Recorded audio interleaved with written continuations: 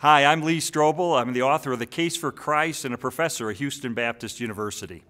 You know, several years ago, I was out in California having lunch with my friend Michael Franzese and his wife Cammie. And I said to Michael, I hope that someday somebody makes a major motion picture about your life. And the reason is that Michael's life is such an incredible tale of redemption and grace and hope in Jesus Christ. Michael used to be a capo, a leader of the Colombo crime family in New York City. His father was the underboss of the crime family, and Michael entered into the family business.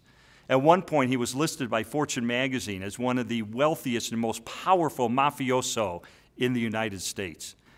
And then one day in prison, he opened the Bible and he found the message of hope and redemption through Christ. He received Jesus as his Lord and Savior, and his life just began to be transformed. He eventually walked away from the crime syndicate and tells his story at churches and at events and seminars and so forth, and in books and so forth, all over the world.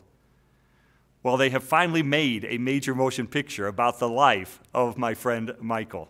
It's called God the Father, and it opens October the 31st in theaters all over the country.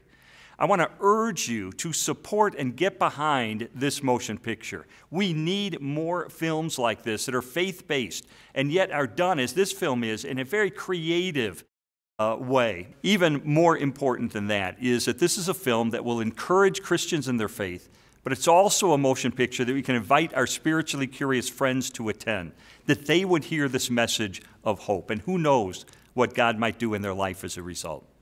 So I hope that not only will you plan to go to the film with your friends, but I hope your church will maybe even buy out the theater on opening night. I hope you'll call theaters and encourage them to book the film. I hope that people take a risk and invite a neighbor, a colleague, a friend, a family member to attend with them to hear this story. I know that God is going to use it powerfully, and that Michael's story will continue to draw people like a magnet to the grace we find only in Jesus Christ.